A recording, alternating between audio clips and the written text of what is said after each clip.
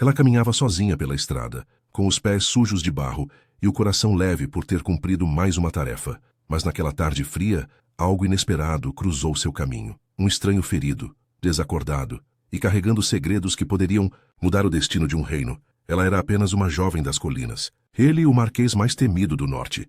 Em um mundo onde os títulos falavam mais alto que o coração, ela o salvou, sem saber quem ele era. E ele, cercado de inimigos, se apaixonou por aquela que não sabia seu nome nem sua fama. Hoje você vai ouvir uma história de cura, destino e paixão proibida.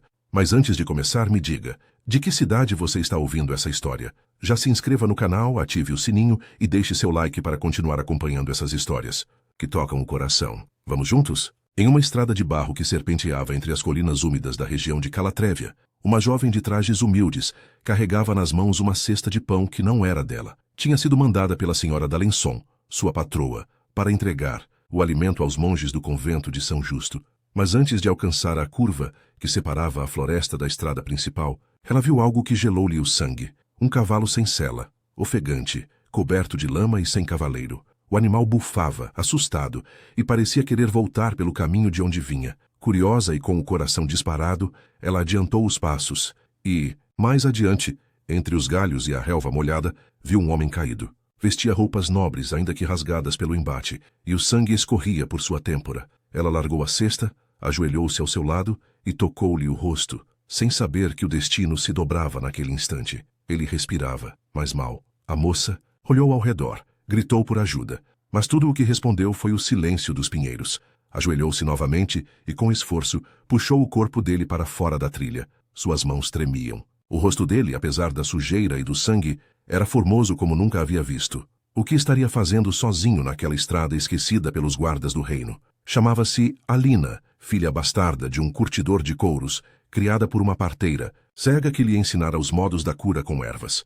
Era conhecida como Alina das Colinas, pois vivia em uma cabana nos limites da floresta. Não havia quem lhe atribuísse valor nobre, tampouco beleza que fosse digna de cortejos, mas havia nos olhos dela uma luz rara, e nos seus gestos, uma compaixão que a própria nobreza havia esquecido como cultivar. Amparando o estranho com esforço, ela levou-o até sua cabana sem pensar duas vezes. Limpou-lhe o rosto, costurou o ferimento com linha de linho e aplicou um emplastro feito de raiz de jurema. Demorou horas até que ele abrisse os olhos, e quando abriu, os olhos dela estavam bem ali, escuros, inquietos, cheios de perguntas. "Onde estou?" murmurou ele, a voz ainda rouca. "Em segurança", respondeu ela, tirando o pano úmido de sua testa. "Foi ferido, mas vai se recuperar. Seu cavalo fugiu." Ele tentou se levantar, mas o corpo ainda pesava. Os olhos pousaram nas mãos dela, mãos de quem nunca fora poupada do trabalho, mãos firmes. "Quem é você?" perguntou. Ele surpreso com a serenidade daquela estranha. "Alina, e o senhor?" "O nome não importa agora", respondeu, desviando o olhar. "Está sendo procurado?" "Talvez." A conversa cessou, mas a tensão ficou. Durante 2 dias, Alina cuidou dele como se fosse um irmão perdido. Não fazia perguntas, mas observava. As botas de couro raro, o anel escondido sob as vestes, com o brasão da família de Villeroy, o mais temido nome da nobreza de Calatrevia. O brasão do próprio marquês, Armand de Villeroy, conhecido como o Leão do Norte. Um homem que, segundo as histórias do povo, era implacável, frio e havia mandado enforcar 2 criados apenas por sussurrarem seu nome. O homem que agora dormia na humilde cama de Alina, febril, vulnerável e belo como um deus pagão. No 3º dia, ele acordou mais forte e se vestiu com o que pôde encontrar. Antes de partir, deixou-lhe uma moeda de ouro sobre a mesa de madeira gasta. "Isso é mais do que eu ganho em um ano inteiro, senhor. Guarde", disse ele olhando para ela com um misto de admiração e pesar. "E esqueça que me viu." Ele montou um cavalo emprestado do caseiro e desapareceu estrada. Acima, sem dizer mais uma palavra. Alina ficou ali com a moeda quente nas mãos e o coração batendo de um jeito novo e estranho. Achou que nunca mais o veria. Mas o destino é um velho contador de histórias. Uma semana depois, guardas reais invadiram a vila de Calatrevia em busca de traidores. O povo se escondia, as portas eram trancadas e os sinos da igreja tocavam sem aviso. Um boato circulava. O marquês de Villeroy havia sido emboscado por mercenários e suspeitava-se de que havia um traidor entre os nobres. Ninguém sabia que ele havia sido salvo por uma plebeia. Ninguém, exceto o próprio Armand. Mas o que ninguém esperava era que no baile de primavera que reunia as famílias de toda a região, um nome fosse anunciado de forma tão inesperada. Senhorita Alina das Colinas, convidada especial da casa de Villeroy. O salão silenciou. Os nobres sussurraram. Ela entrou de cabeça erguida com um vestido simples emprestado, mas com os olhos firmes e o coração disparado. E lá estava ele, no topo da escadaria, vestido de preto e prata com o mesmo olhar que ela havia curado.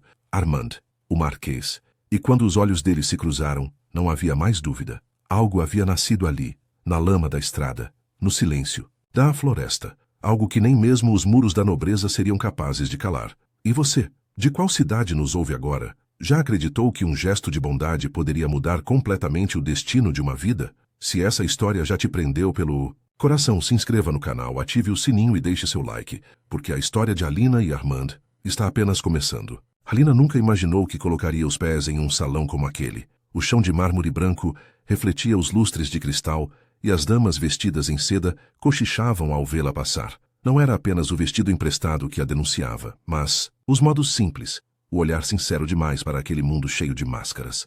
O convite havia chegado dias antes, trazido por um mensageiro montado em um cavalo preto. Nenhuma explicação, apenas um pergaminho com o brasão de Villeroy e seu nome escrito com uma caligrafia firme. Ela pensou em recusar. Temia ter cometido algum erro ao ajudar aquele homem desconhecido, mas algo no fundo do peito a dizia que devia ir. E agora, parada no centro do salão, sentia os olhos de todos cravados nela, como lanças invisíveis. O marquês Armand desceu os degraus lentamente. Sua presença impunha silêncio.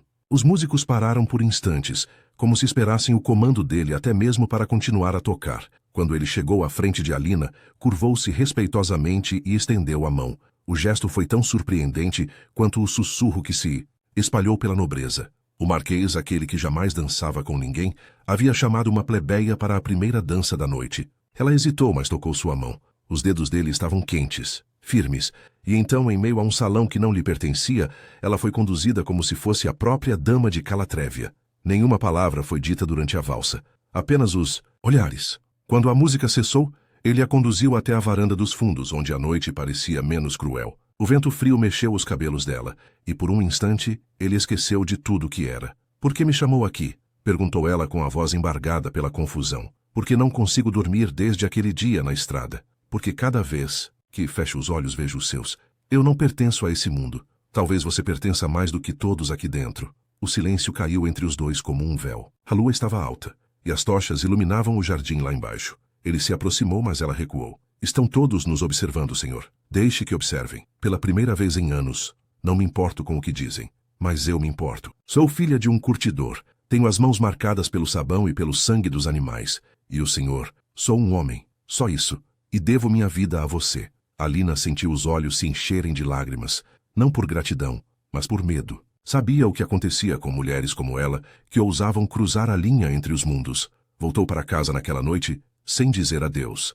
Armand não a impediu. Apenas observou, imóvel, enquanto ela desaparecia pela estrada de terra, como uma visão que o destino se arrependia de ter mostrado. Nos dias que se seguiram, a vila foi tomada por boatos.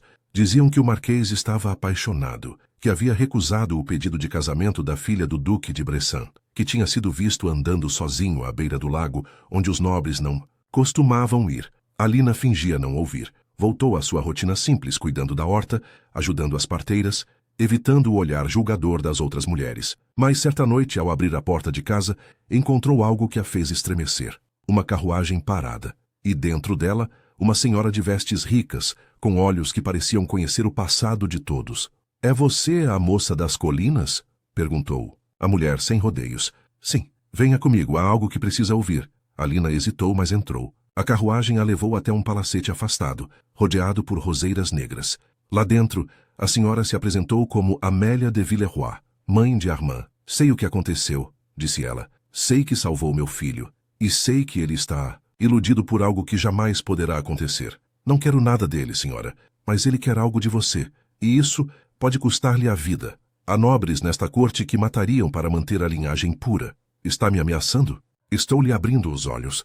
Ele é meu único filho, e o futuro dele exige uma esposa à altura." Alina abaixou os olhos, mas dentro dela uma chama se acendia. "Seu filho pode escolher quem ele quiser. É o que você pensa? Acredite, o mundo não é tão simples quanto sua estrada na floresta." A carruagem a deixou de volta em silêncio, e naquela noite, pela primeira vez, ela sonhou com Armand. Mas o sonho era um pesadelo, onde ele caía de um penhasco e ela não podia salvá-lo. Na manhã seguinte, ela foi até o convento buscar ervas, mas ao dobrar a trilha da colina, encontrou novamente aquele cavalo preto que já havia reconhecido antes, e Armand de pé esperando por ela com um olhar ferido. Por que foi embora? Perguntou ele. Porque a verdade é mais forte que qualquer sonho. E se eu disser que estou disposto a enfrentar essa verdade por você? Não, basta. Há um mundo inteiro entre nós. Então vamos derrubá-lo junto. Isso é loucura. O amor sempre foi. Ela sorriu pela primeira vez em dias, mas o sorriso durou pouco. Ao fundo, vozes se aproximavam. Um grupo de cavaleiros com mantos vermelhos. A guarda de Bressan. Armand ficou tenso. Eles não deviam estar aqui. Vieram atrás de você? Vieram acabar com o que começou na floresta. Precisamos partir. Agora. Para onde? Para onde ninguém nos encontre. Mas Alina hesitou. Não por medo, mas por tudo o que deixaria para trás. A parteira, a vila, a vida simples. E, ao mesmo tempo, sabia que nada daquilo a completava como o olhar de Armand a completava. Quando ele estendeu a mão mais uma vez, ela não recusou. Montaram juntos e sumiram pela trilha em direção às montanhas de Lis, onde histórias eram contadas apenas pelos ventos, e onde talvez, finalmente, o amor não precisasse mais se esconder. O vento cortava o rosto de Alina enquanto cavalgavam, rumo ao desconhecido. Armand, com a capa preta esvoaçando, mantinha os olhos atentos à estrada de terra que se estreitava entre os rochedos. Ao longe, o som das patas dos cavalos da guarda ecoava, cada vez mais fraco, até desaparecer. Só então ele parou. Estavam diante de uma clareira protegida por árvores antigas, onde um casebre de pedra, esquecido pelo tempo, se escondia sob as sombras da mata de lis.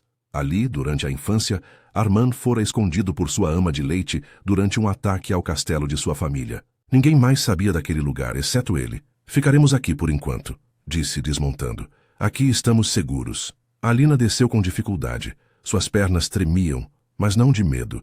Era como se o coração dela ainda não tivesse se acostumado à ideia de estar ao lado dele sem esconderijos.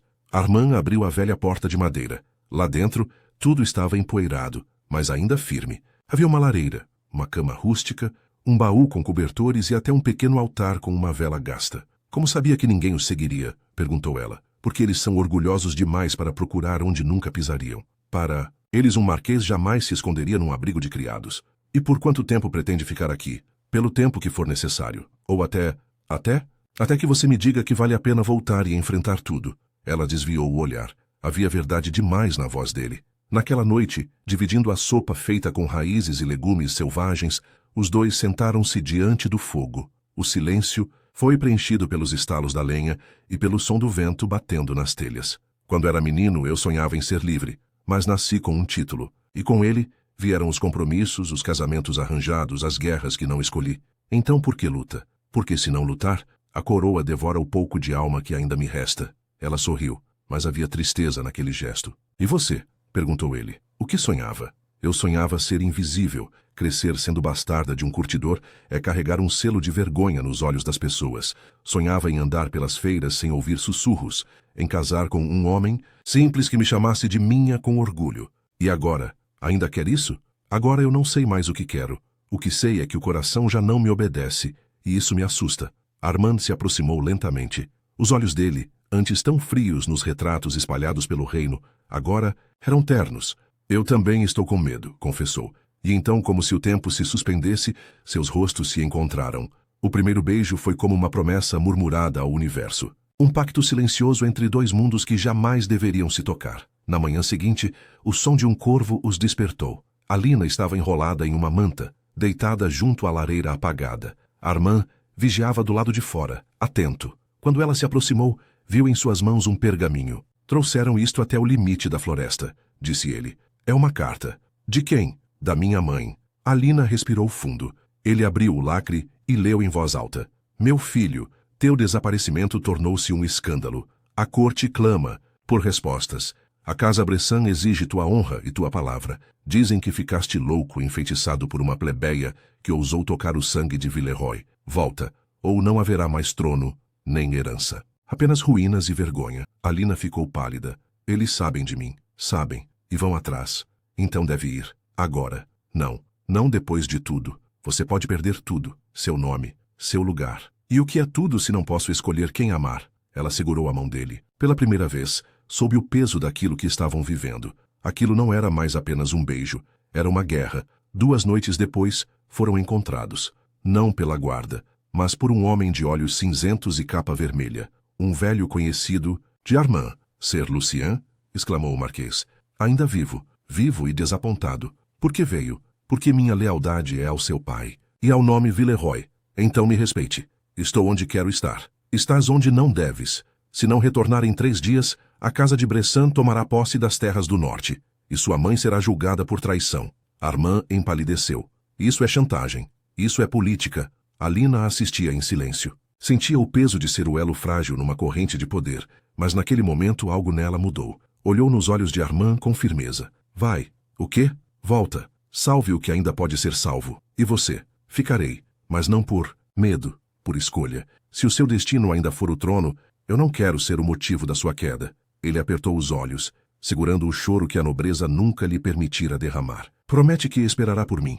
Prometo que estarei aqui enquanto o coração bater. E naquela noite, ao se separarem, não foi como 2 amantes, mas como 2 metades de uma história que ainda não havia acabado. Alina voltou à sua cabana nas colinas onde tudo começara. Mas agora cada folha, cada vento, cada sombra da floresta carregava a presença dele. Armand, por sua vez, retornou à corte como um general voltando da guerra, de olhos duros, barba por fazer, e com uma verdade pulsando no peito. Ele amava uma mulher que não fazia parte de sua linhagem, mas era ela quem havia devolvido sua alma. E agora, pela primeira vez em anos, ele planejava lutar não por dever, mas por amor. A corte de Calatrévia nunca estivera tão inquieta. Os salões ecoavam rumores, os corredores fervilhavam com cochichos e os olhos da nobreza se voltavam para o retorno do Marquês Armand de Villeroy.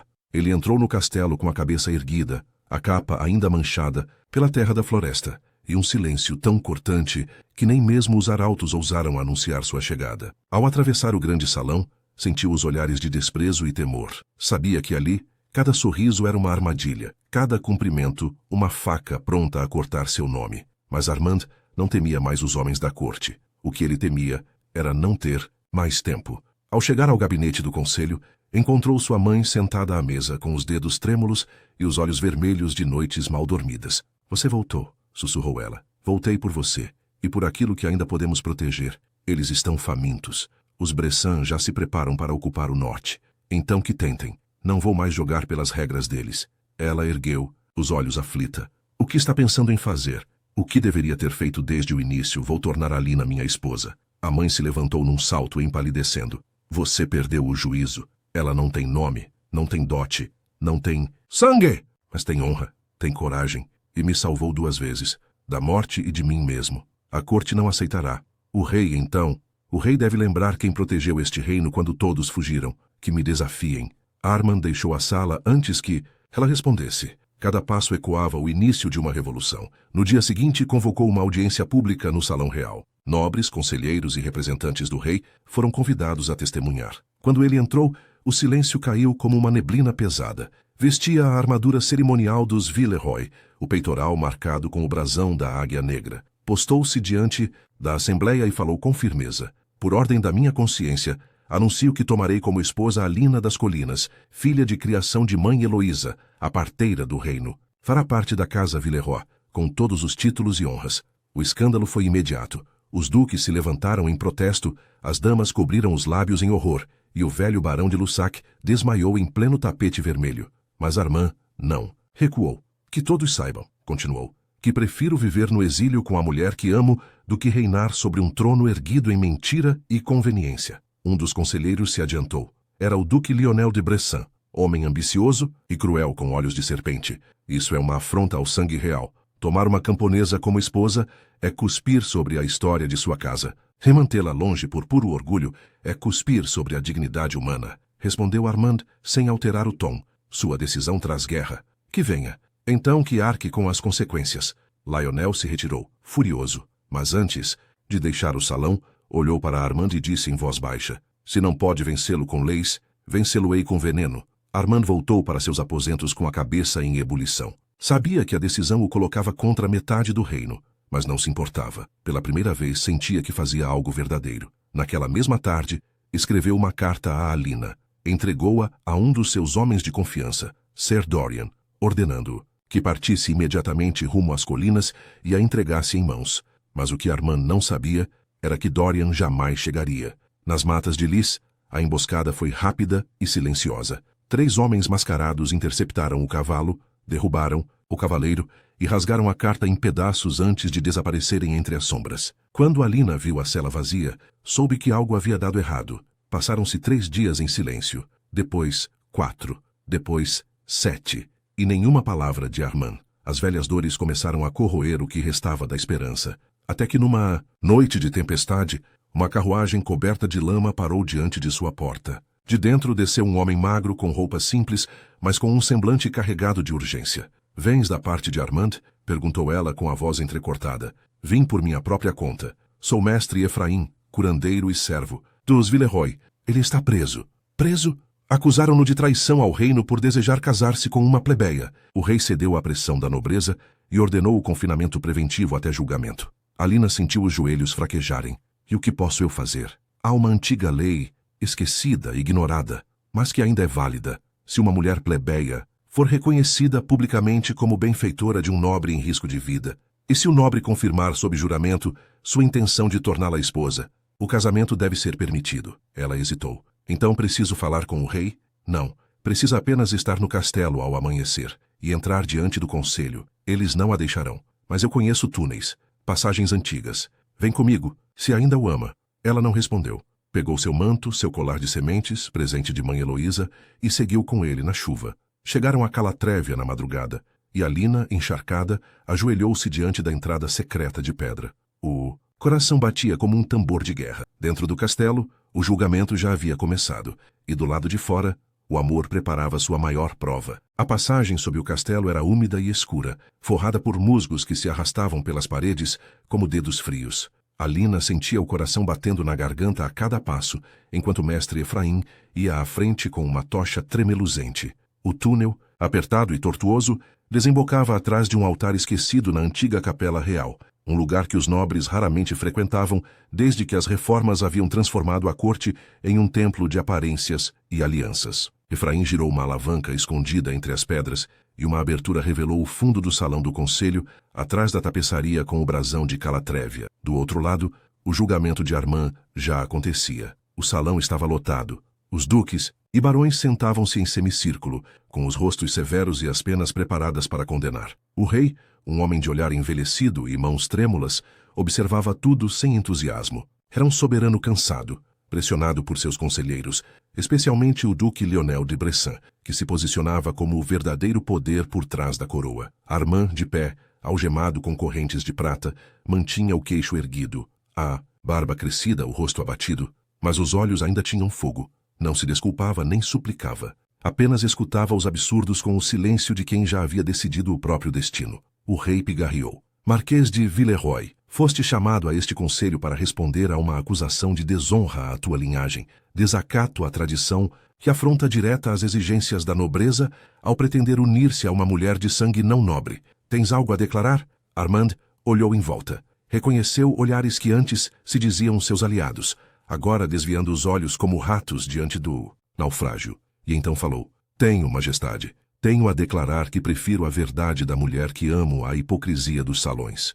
Que a pureza do coração dela vale mais do que qualquer brasão que enfeita estas paredes. Que se isso for crime, então que me condenem." Um burburinho se espalhou. O duque Lionel levantou-se de súbito, como um cão prestes a morder. "É uma vergonha, uma afronta. Este homem perdeu a razão. Está tomado por feitiçaria ou pior, paixão." Armand não respondeu. Mas foi então que, antes que o rei pudesse dizer qualquer palavra, um som cortou o salão, um estalo, um grito abafado, e de trás da tapeçaria surgiu Alina. Ela entrou com os cabelos soltos, ainda molhados da chuva, o vestido simples colado ao corpo pela umidade. Mas a postura ereta e firme era de uma rainha. Todos ficaram em silêncio, um silêncio de espanto, escândalo e temor. "Esta mulher não pode entrar!" gritou Lionel. "Guardas!" Mas o rei levantou a mão. "Quero ouvir o que ela tem a dizer. Quem é você, moça?" Ela andou até o centro do salão. Os passos ecoaram como sinos fúnebres. "Sou Alina das Colinas, aquela que salvou este homem da morte, a que lhe costurou a testa com linha de linho quando ninguém sabia sequer onde ele estava, a que lhe deu abrigo, alimento e silêncio, e que agora está aqui, para ser sua voz se for necessário. O rei a fitou surpreso com a coragem. E por que acreditas que tens lugar neste conselho? Porque existe uma lei, uma antiga, que diz que se um nobre for salvo por alguém de origem inferior e declarar amor verdadeiro diante deste conselho, ele tem direito a escolher seu destino. Foi mestre Efraim quem me lembrou disso, e está aqui para confirmar. Todos se voltaram para o curandeiro, que já entrava com um velho tomo em mãos. Ele abriu as páginas empoeiradas e recitou: nos casos em que sangue nobre for salvo em vida por alma comum, e se em juízo justo declarar vontade de aliança, esta deverá ser respeitada, sob pena de injustiça divina recaída sobre o trono. Lionel gritou: isso é superstição medieval. Essa lei não vale há séculos. Mas o rei suspirou: ainda é lei, e não tenho forças para negar a verdade. Marquês de Villeroy, diante de todos, confirmas tua intenção? Armand ergueu a cabeça. Os olhos estavam marejados. Sim, diante de todos. Amo esta mulher. E se não puder tê-la, prefiro ser homem comum sem título, do que nobre sem alma. O salão explodiu em vozes cruzadas. Alguns riam, outros gritavam, outros ainda amaldiçoavam a corte. Mas o rei, com uma mão levantada, silenciou todos. Então que seja feito. Pela força da tradição, concedo ao Marquês de Villeroy o direito de escolher sua esposa. E declaro que, a partir deste instante, Alina das Colinas será reconhecida como membro da Casa Villeroy, com todos os títulos, proteções e consequências. O rosto de Lionel se contraiu em fúria. Saiu do salão como um animal ferido, mas antes de desaparecer, murmurou: isso ainda não acabou. Naquela noite, o castelo foi dividido. Alguns celebravam, outros se revoltavam. Mas Armand e Alina estavam em paz. Pela primeira vez, sem esconderijos, sem medo. Casaram-se em uma cerimônia simples no jardim do palácio, diante dos poucos que ainda acreditavam no amor mais que nas alianças. E ali, diante de uma roseira branca, ele lhe entregou um anel de ferro fundido, o mesmo que usara na infância. Que nunca te esqueças de onde viemos, disse ele, e de tudo o que vencemos. Ela sorriu com os olhos. Nunca, porque você me ensinou que até o impossível se curva diante da coragem. Os dias que se seguiram foram de calmaria, até a primeira morte. O corpo de mestre Efraim foi encontrado no riacho, com as mãos atadas e os olhos abertos. A mensagem estava clara. Lionel não havia aceitado a derrota. Armand apertou os punhos. Sabia que estava prestes a enfrentar algo maior que um julgamento. Ele vai tentar algo mais, disse a Alina naquela noite. E agora, você é parte disso. Não tenho medo. Não depois de tudo. Mas ele tinha, porque agora havia algo a perder. Lionel, por sua vez, buscava aliados nas sombras. Conspirava com o clero, com generais insatisfeitos, com conselheiros esquecidos. E planejava algo que nem o próprio rei poderia impedir: o envenenamento lento da imagem de Armand. Começaram a circular boatos que Alina era uma bruxa que o enfeitiçara, que havia sangue bastardo em sua origem, ligando-a a antigos traidores, que a união traria pragas e esterilidade à terra de Calatrévia. O povo, antes silencioso, começava a murmurar, e a cada noite, mais mensagens ameaçadoras eram deixadas nas janelas dos aposentos do casal. Mas Alina não recuava. Sabia que era preciso resistir, e decidiu fazer algo inesperado. Aproximar-se do povo foi às feiras. Conversou com lavadeiras, ferreiros, cozinheiras. Tocou as mãos dos que sofriam. Visitou doentes. Levou pão às viúvas. E aos poucos, a imagem daquela plebeia que virara marquesa começou a ser recontada. Não como escândalo, mas como milagre. Ela é como nós, diziam, mas teve coragem de amar como poucos. E quando a colheita foi mais farta que nunca e as chuvas vieram no tempo certo, começaram a dizer que Alina era uma bênção. Lionel enfureceu-se e fez sua última jogada, um banquete, um cálice, um veneno. O plano era simples: matar Armand diante de todos e acusar Alina. Mas naquela noite, quando Armand levou o cálice aos lábios, ele hesitou. Algo errado? Perguntou Lionel, fingindo inocência. Algo estranho. Antes de beber, olhou para Alina. Ela sorriu como se pressentisse. Então, num gesto súbito, Armand arremessou o cálice no chão. Não confio em nada vindo das suas mãos, Lionel. O vinho escorreu pela pedra, e onde tocava, surgiam manchas verdes. O salão estremeceu. O rei se levantou. Os guardas avançaram. Prendam-no! Bradou o rei. Por tentativa de assassinato do herdeiro de Calatrévia. Lionel tentou fugir, mas foi contido, e enquanto era arrastado ainda gritava: ela não pertence a esse trono, nunca pertencerá. Mas ninguém mais o escutava. O povo, reunido do lado de fora, já havia feito sua escolha. E naquele mesmo ano, quando o rei abdicou por idade, deixando o trono para um sucessor de coração justo, Armand e Alina foram coroados como Marquês e Marquesa de Calatrévia. Não pelo sangue, mas pelo amor. E quem os visse caminhando de mãos dadas pelos jardins jamais poderia imaginar que tudo começou com um estranho caído na estrada e uma moça de mãos firmes que ousou salvá-lo. O tempo passou como o rio que atravessava as muralhas de Calatrévia, sempre em movimento, carregando águas novas e memórias velhas.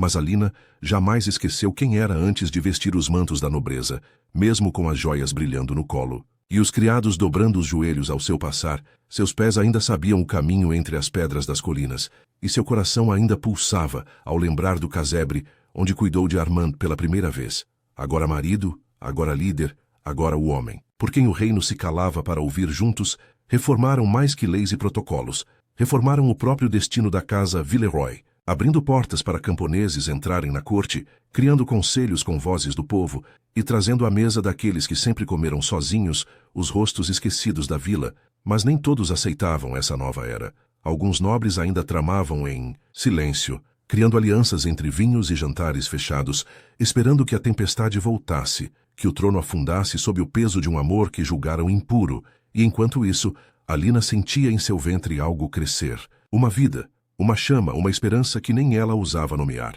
Segurava o segredo nos olhos, nas mãos, nos gestos, até que numa tarde de primavera, enquanto os pássaros anunciavam o fim do inverno, ela sentou-se ao lado de Armand, sob a mesma roseira onde haviam trocado votos, e, sem dizer palavra, segurou a mão dele e a levou até seu ventre.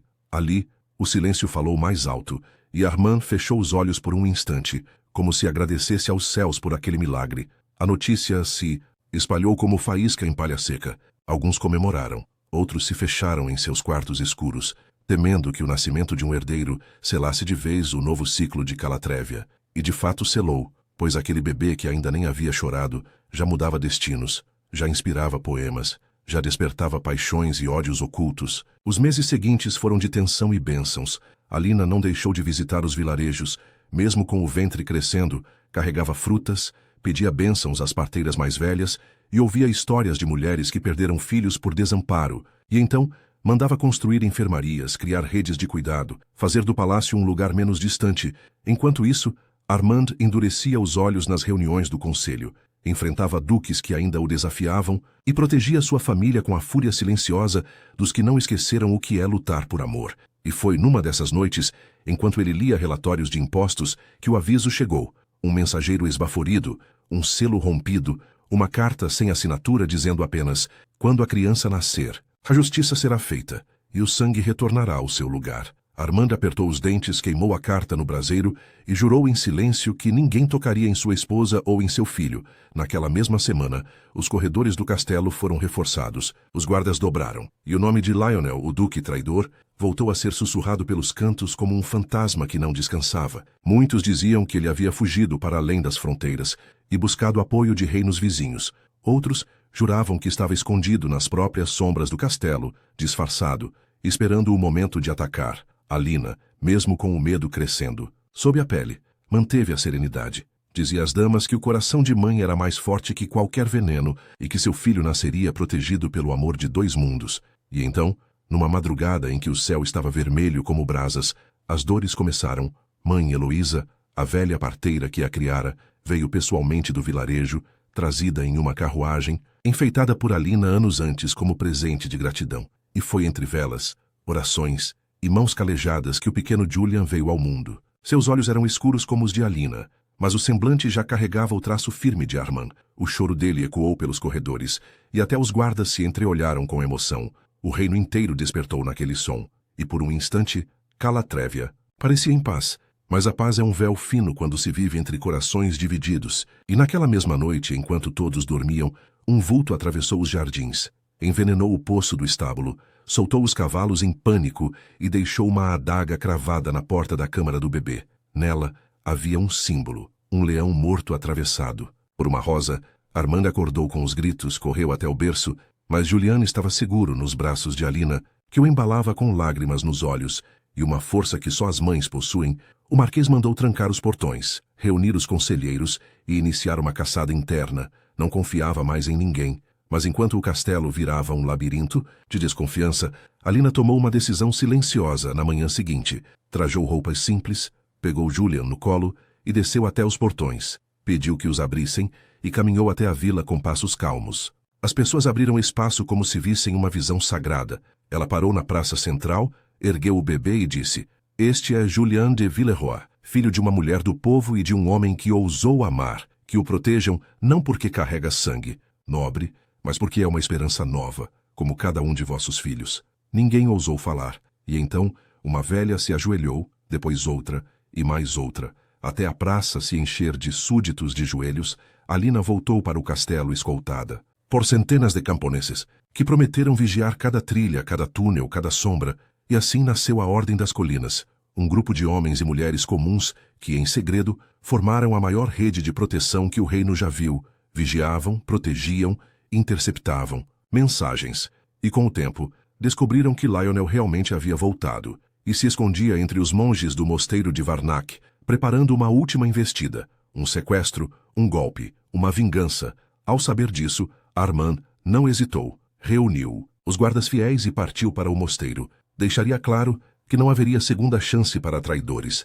A batalha foi breve, mas feroz, e terminou com Lionel aos pés do altar, ensanguentado e vencido. Mas antes de morrer, ainda teve forças para olhar nos olhos de Armand e dizer: "Você pode ter vencido, mas o amor de vocês custará caro ao reino, pois as coroas não foram feitas para amantes."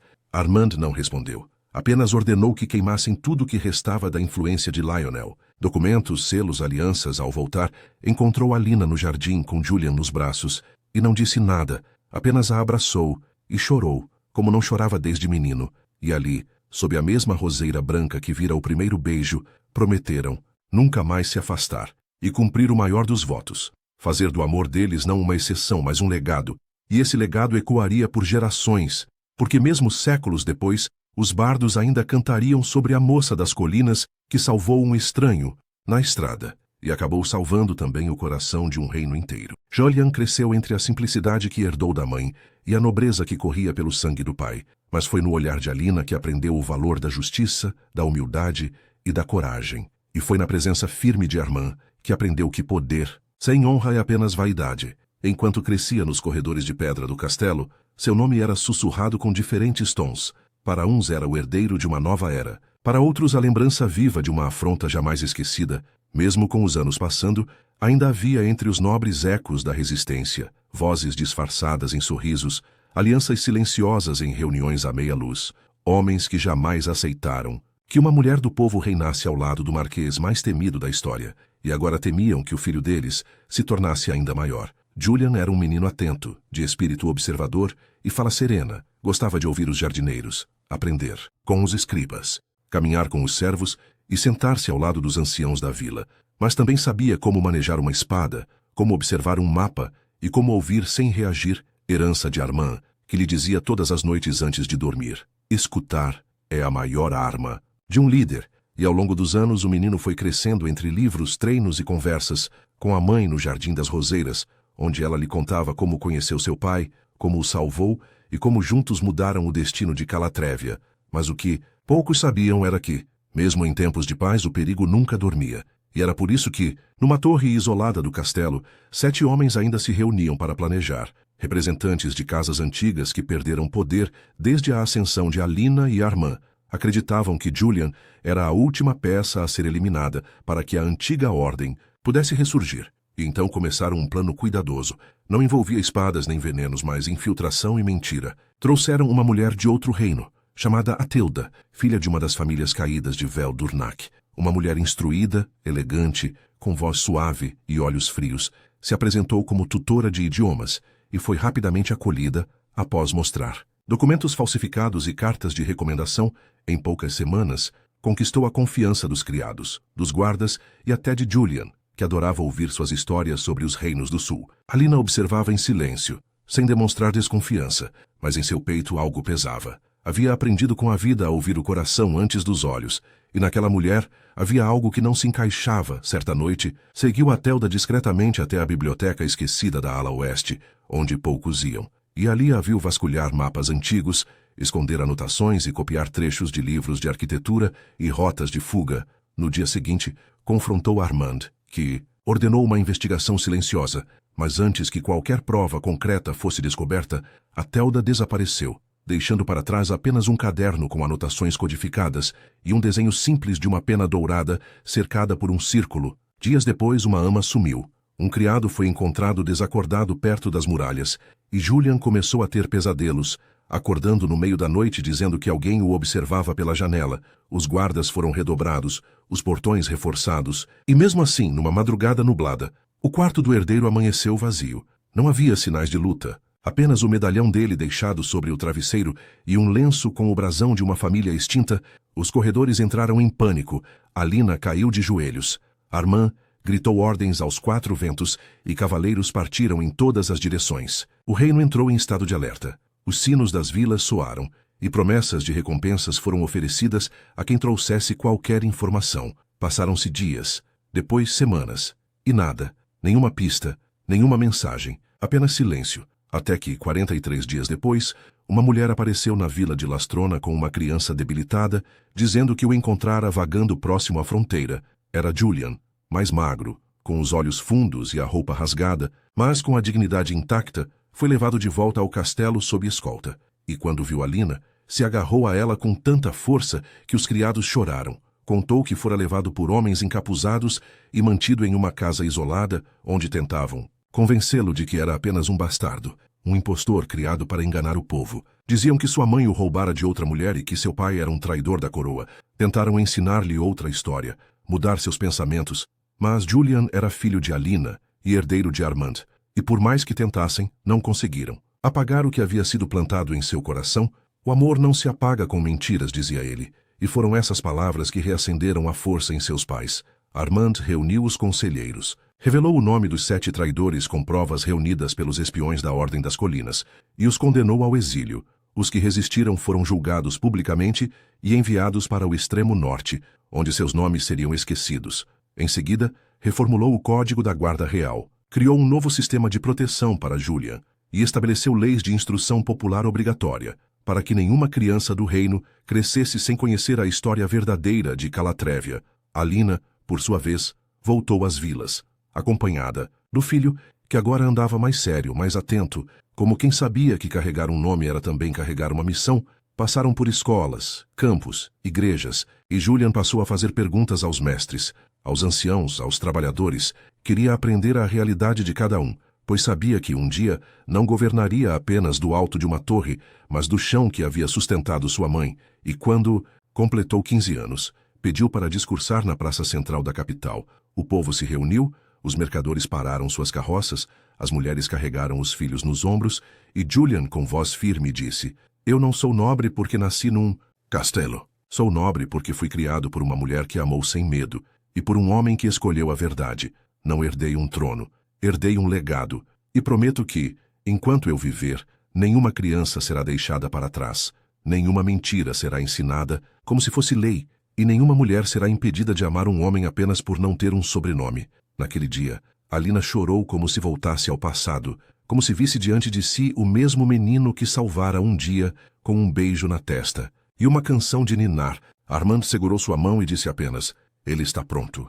E estavam certos, Julian estava pronto, mas o mundo nem sempre está pronto para homens assim. E ali, no mesmo ponto em que tudo começou, entre a estrada e o povo, uma nova jornada começava. Pois os filhos do amor não nascem para continuar histórias, nascem para reescrevê-las. Julian cresceu entre a simplicidade que herdou da mãe e a nobreza que corria pelo sangue do pai, mas foi no olhar de Alina que aprendeu o valor da justiça, da humildade e da coragem, e foi na presença firme de Armand que aprendeu que poder sem honra é apenas vaidade. Enquanto crescia nos corredores de pedra do castelo, seu nome era sussurrado com diferentes tons.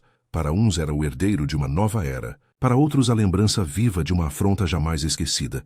Mesmo com os anos passando, ainda havia entre os nobres ecos da resistência, vozes disfarçadas em sorrisos, alianças silenciosas em reuniões à meia luz, homens que jamais aceitaram que uma mulher do povo reinasse ao lado do marquês mais temido da história, e agora temiam que o filho deles se tornasse ainda maior.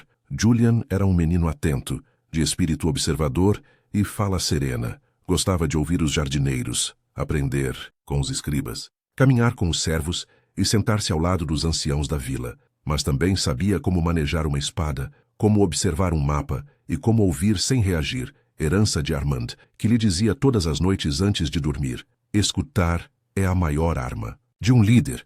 E ao longo dos anos o menino foi crescendo entre livros, treinos e conversas com a mãe no Jardim das Roseiras, onde ela lhe contava como conheceu seu pai, como o salvou e como juntos mudaram o destino de Calatrévia. Mas o que poucos sabiam era que, mesmo em tempos de paz, o perigo nunca dormia, e era por isso que, numa torre isolada do castelo, 7 homens ainda se reuniam para planejar, representantes de casas antigas que perderam poder desde a ascensão de Alina e Armand, acreditavam que Julian era a última peça a ser eliminada para que a antiga ordem pudesse ressurgir, e então começaram um plano cuidadoso. Não envolvia espadas nem venenos, mas infiltração e mentira. Trouxeram uma mulher de outro reino, chamada Atelda, filha de uma das famílias caídas de Veldurnak. Uma mulher instruída, elegante, com voz suave e olhos frios, se apresentou como tutora de idiomas e foi rapidamente acolhida, após mostrar documentos falsificados e cartas de recomendação. Em poucas semanas, conquistou a confiança dos criados, dos guardas e até de Julian, que adorava ouvir suas histórias sobre os reinos do sul. Alina observava em silêncio, sem demonstrar desconfiança, mas em seu peito algo pesava. Havia aprendido com a vida a ouvir o coração antes dos olhos, e naquela mulher havia algo que não se encaixava. Certa noite, seguiu a Telda discretamente até a biblioteca esquecida da ala oeste, onde poucos iam, e ali a viu vasculhar mapas antigos, esconder anotações e copiar trechos de livros de arquitetura e rotas de fuga. No dia seguinte, confrontou Armand, que ordenou uma investigação silenciosa.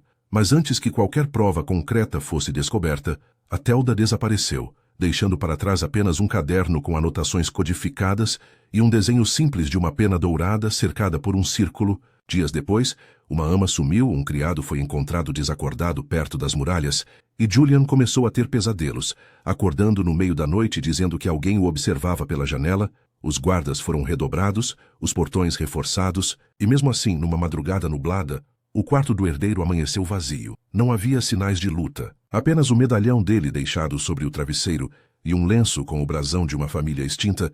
Os corredores entraram em pânico. Alina caiu de joelhos. Armand gritou ordens aos 4 ventos e cavaleiros partiram em todas as direções. O reino entrou em estado de alerta. Os sinos das vilas soaram e promessas de recompensas foram oferecidas a quem trouxesse qualquer informação. Passaram-se dias, depois semanas, e nada, nenhuma pista, nenhuma mensagem, apenas silêncio, até que, 43 dias depois, uma mulher apareceu na vila de Lastrona com uma criança debilitada, dizendo que o encontrara vagando próximo à fronteira. Era Julian, mais magro, com os olhos fundos e a roupa rasgada, mas com a dignidade intacta. Foi levado de volta ao castelo sob escolta, e quando viu Alina, se agarrou a ela com tanta força que os criados choraram. Contou que fora levado por homens encapuzados e mantido em uma casa isolada, onde tentavam convencê-lo de que era apenas um bastardo, um impostor criado para enganar o povo. Diziam que sua mãe o roubara de outra mulher e que seu pai era um traidor da coroa. Tentaram ensinar-lhe outra história,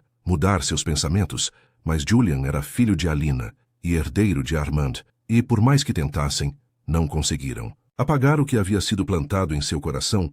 O amor não se apaga com mentiras, dizia ele, e foram essas palavras que reacenderam a força em seus pais. Armand reuniu os conselheiros, revelou o nome dos 7 traidores com provas reunidas pelos espiões da Ordem das Colinas e os condenou ao exílio. Os que resistiram foram julgados publicamente e enviados para o extremo norte, onde seus nomes seriam esquecidos.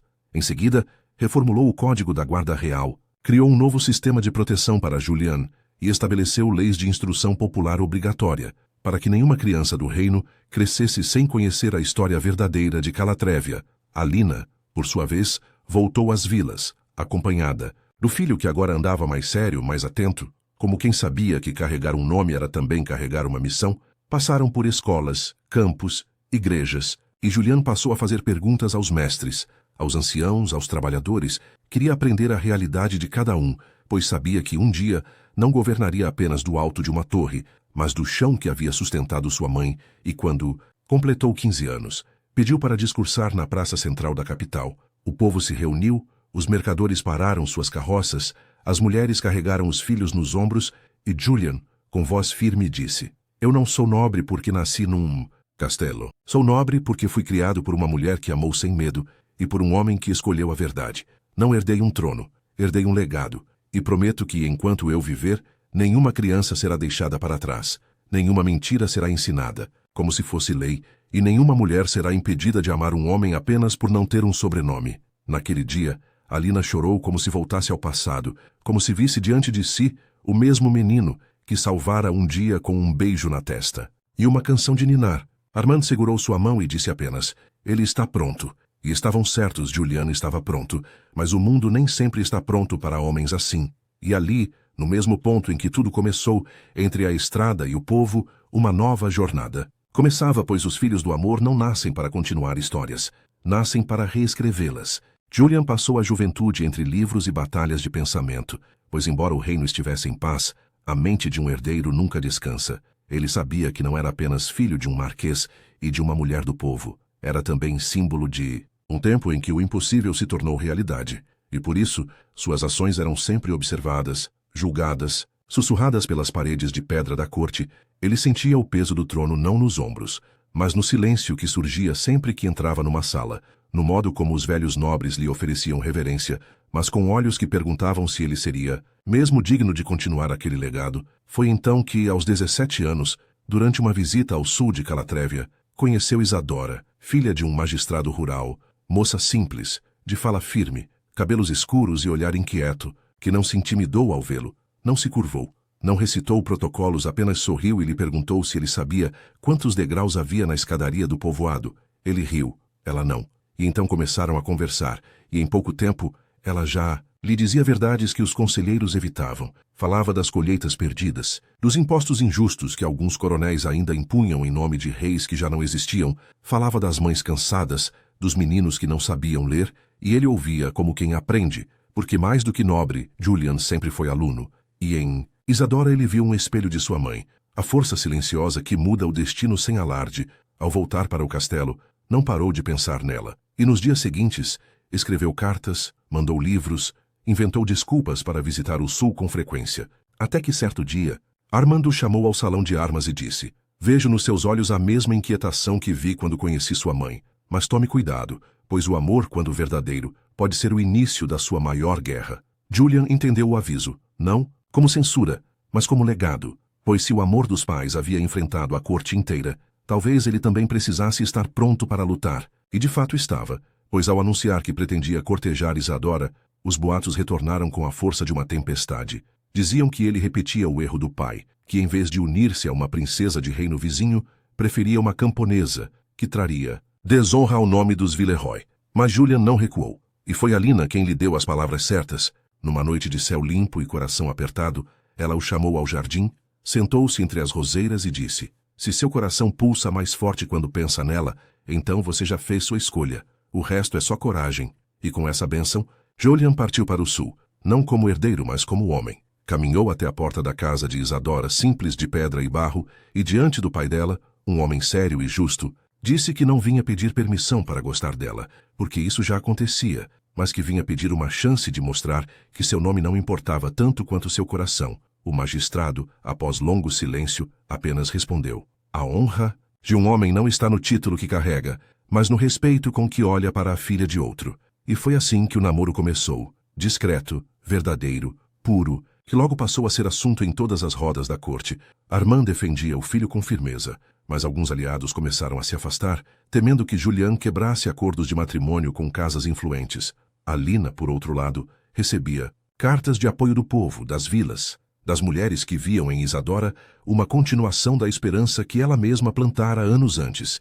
E mesmo com as pressões, os dois jovens seguiam juntos, escrevendo cartas, trocando livros, sonhando com um reino onde o amor não precisasse de justificativas, até que, ao completar 18 anos, Julian pediu para visitar Vel-Durnac, reino com o qual Calatrévia mantinha acordos comerciais e culturais, e ao chegar lá, foi recebido com pompa. Mas percebeu nos olhos dos anfitriões uma expectativa estranha. Descobriram que a filha do duque local, Amélie, fora instruída a encantá-lo, pois a corte de Durnac desejava uma aliança definitiva por meio de um casamento, e ao negar qualquer tipo de intenção, Julian se viu isolado nos salões, com olhares, frios convites recusados e até ameaças veladas de rompimento diplomático. Retornou para casa com a certeza de que seu caminho seria difícil, mas também com a convicção de que não poderia trair seus sentimentos em nome de tratados frios, e foi ao voltar que soube de algo ainda mais duro.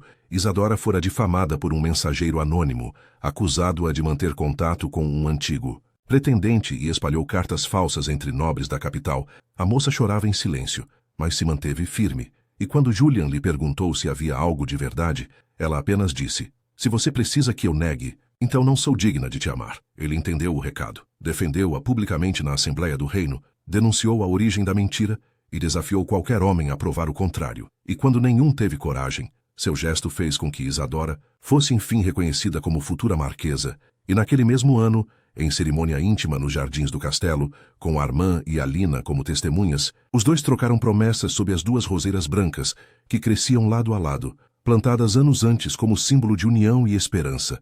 E ali, quando Isadora segurou as mãos de Julian e disse que o amaria mesmo que perdessem tudo, Alina fechou os olhos e sussurrou baixinho: "É assim que tudo recomeça."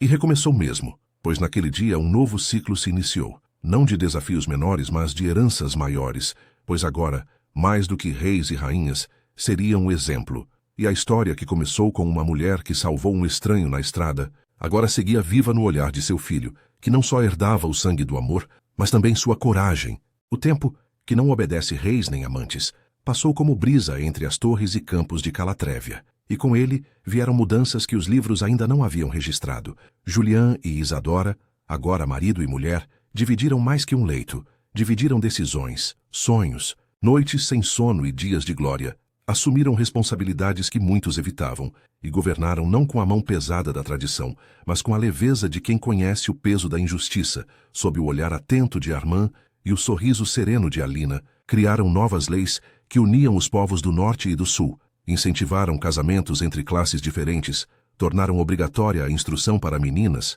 criaram bolsas para filhos de agricultores estudarem ao lado de jovens da corte, e aos poucos, o reino que antes carregava feridas antigas se transformou num lugar onde o mérito começou a falar mais alto que os nomes, e entre essas conquistas veio o maior presente de todos. O ventre de Isadora se tornou o lar de uma nova vida. A notícia foi recebida com festa, mas também com a consciência de que proteger um herdeiro era proteger o próprio futuro. Julian, agora homem feito, preparou o castelo, reforçou os juramentos da guarda, duplicou as visitas às vilas e ajoelhou-se ao lado da esposa todas as noites, pedindo que o filho que nascesse trouxesse não apenas continuidade, mas paz. E foi numa manhã de primavera, sob o canto dos pássaros e a luz suave entrando pelas janelas do aposento real, que nasceu Aurora, com olhos tão escuros quanto os de Alina e cabelos tão dourados quanto o sol nascente. Quando Armand a pegou no colo pela primeira vez, os olhos endurecidos de tantas batalhas se encheram de lágrimas, e ele sussurrou: "É por ela que lutei todos esses anos e por todas as que virão depois dela." Aurora cresceu entre livros e hortas, entre espadas de madeira e noites de histórias contadas por Alina, agora a avó, que lhe ensinava que os verdadeiros nobres são aqueles que, mesmo podendo mandar, escolhem ouvir, e que a estrada que trouxe seu avô até seus braços foi a mesma que ensinou ao reino o valor do inesperado. Com o passar dos anos, o povo passou a chamar Aurora de a promessa do reino, e as mães diziam que ela era a alma de Alina, com a coragem de Julian e o olhar atento de Isadora. E assim Calatrévia prosperava como nunca. Os campos floresciam, as escolas se multiplicavam, os antigos títulos deixaram de ter valor sozinho, e os conselheiros passaram a ter que provar sua honra com atos, e não apenas com heranças. Foi nesse tempo que Armand, já velho, chamou Julian à Torre Leste, onde a primeira rosa branca fora plantada anos atrás.